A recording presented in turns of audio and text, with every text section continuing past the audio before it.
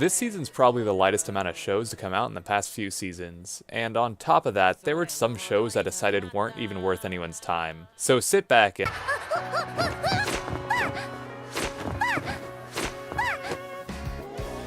I don't even know what to say about this one. It was so uninteresting. Nothing happened. This princess wants everyone in the country to smile. Now we ride in mechs and play a game of capture the flag. Alright.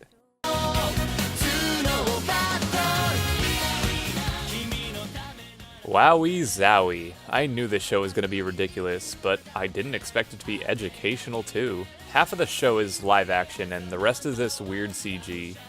It looks like they used motion tracking on actors, but didn't clean up any of their movements. It's kinda like if you made a show in VR chat. This isn't really anime, but it's as entertaining as the Kakegurui live action was.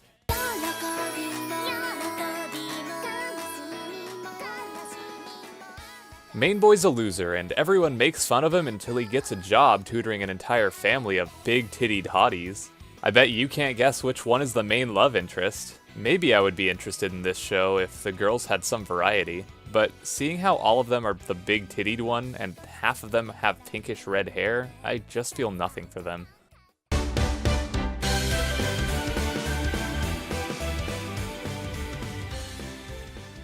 Main boy's parents died and now he lives alone, but when he finds a cat, his life changes.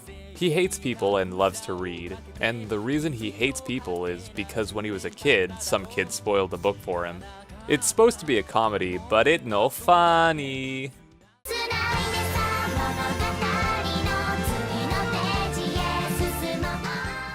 A cute girl's slice-of-life fantasy show. Their teacher is a baby demon lord from the future, and now is going to try and prevent the four girls from becoming the heroes that defeated the demon lord in the future. What cute things will happen?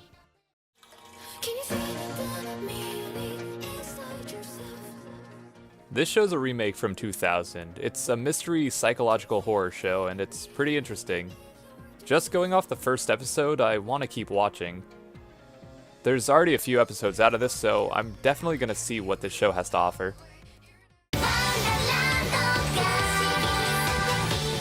Whoa, an idol show. But they're mermaids, and have a cute little otter. Oh, they gave Honoka a fang, so she's a completely original character now. In the first episode, they're just given a string of delivery quests until a fifth girl breaks free from her stress egg. Man, they're geniuses. If you make a show underwater about mermaids, you can just drag your characters around the screen with no real movement, and you can totally get away with it. I can't wait for them to have to become idols to save the theater or some shit. You should save your time and not watch this one.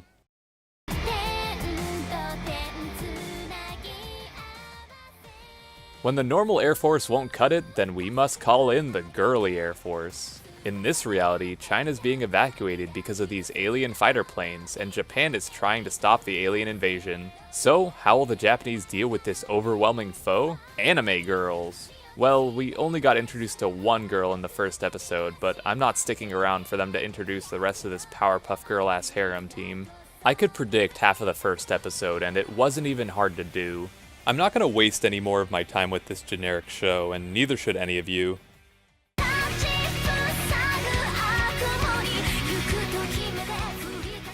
Oh boy, another edgy magical girl show. I was hoping that the show was a comedy from the first minute of the show because the main girl has a magic karambit, and then the super evil enemies were just teddy bears. I seriously almost passed out laughing at how ridiculous this all was.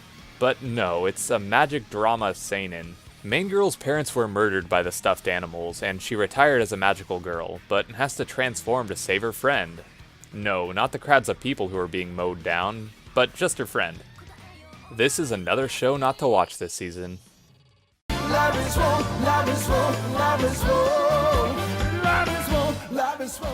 The main two characters like each other and come up with elaborate plans to get the other to confess to them. I've followed the manga for a while now and I really like it, so I was worried they might screw it up, but it came out good. The opening's a little lazy, but the show's funny. This is one of the best of the season.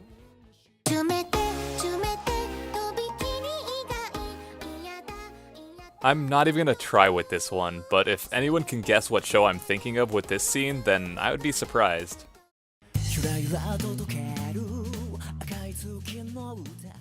It's a gal-gay show. Main girl gets swooned repeatedly by every boy she meets. Inside the dark, my heart beat. It looks like the people behind Kimono Friends decided to try out a sci-fi action show. These sisters are searching the world for water to keep their tree alive and fighting red robot bugs at the same time. But then a human boy appears and doesn't have a clue what's going on. I'll probably watch another episode of this one and then end up dropping it.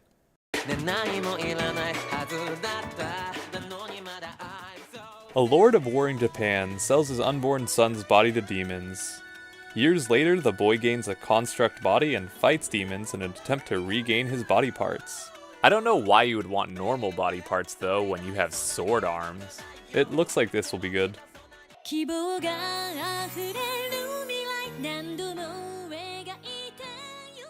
In this show, anime is dying as an industry. But who, or what, is trying to make the otaku extinct? Well, a magical cloud virus that hunts the animes, obviously. Weebs need to rise up in this world to defend their favorite waifus. Too bad I lied. This insanely large group of anime girls are going to fight the evil anime-eating vape cloud.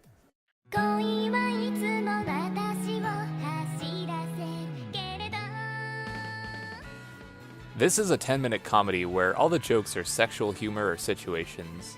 In the first episode, we find out that the main girl is in love with the boy. So she wants to make him drink her purified pee and embarrass him by showing him her stanky puss.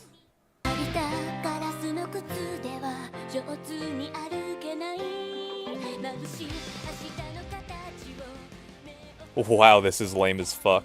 It's just another phone game anime. The main characters use their bookmarks of guidance to transform into characters from books, and defeat these generic fodder enemies. So, the big bad is writing bad things into people's life stories, and now this group has to go and revert everyone's story back to normal. This isn't good if you couldn't tell. Remember Handshakers? No? That makes sense because it sucked balls. Well, this is a sequel to that, so I don't need to talk about it, but I just wanted to say it sucks too.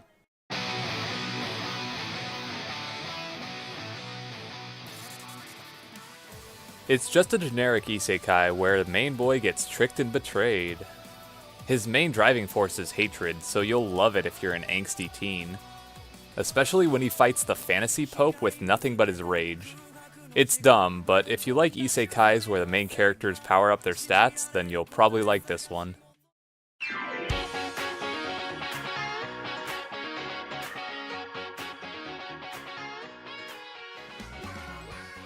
In this lolicon training show, we will learn how to defuse lollies from calling the police, how to bribe lollies with sweets so that they will wear what you want them to, and how to end up sleeping with your newly bribed lollies. Disclaimer, this only will work if you are a shy anime girl. If you like cute lollies, then you already know if this show's for you.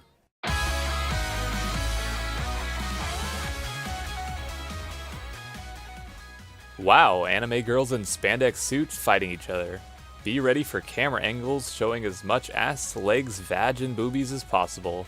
Don't bother with this show unless you don't know how to find hentai, because it's the same generic garbage you've seen a million times.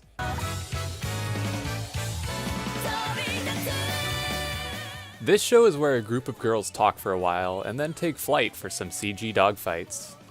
I guess this is for people who really love old school planes, but it's not for me. So it's just another show that I can add to my dropped pile.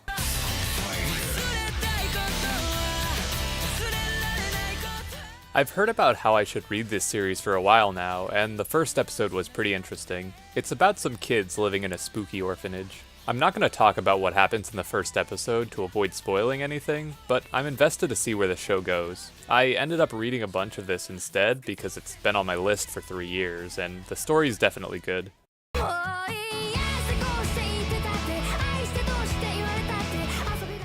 Main boy has sex with blue hair to get over his crush on brown hair, but then they both become his stepsisters. It's okay. It's not the most original plot and the tone's a little inconsistent, but I liked some of it. If it was full drama and stopped trying to be funny, then I'd probably like it more. I read some of the manga after watching the first episode, and I'd say that the anime has a more serious tone, but they removed too much of the short-haired sister's character. She went from a quiet but emotional girl to kind of a bitch. It's just like what they did with Fuka, so I guess it's to be expected. Man, Dio Media must love short blue hair versus long brown hair. The manga has over 200 chapters and just keeps adding girls whenever they feel like it gets stale, so I don't expect this one to be good, but maybe they'll cut down enough to make the show watchable. For this season, here are my top shows. I'm throwing my top 2 for worst show in just for fun. For everything else, I'm not gonna bother listing them. Well, that's it. Get out of here and go watch Mob already.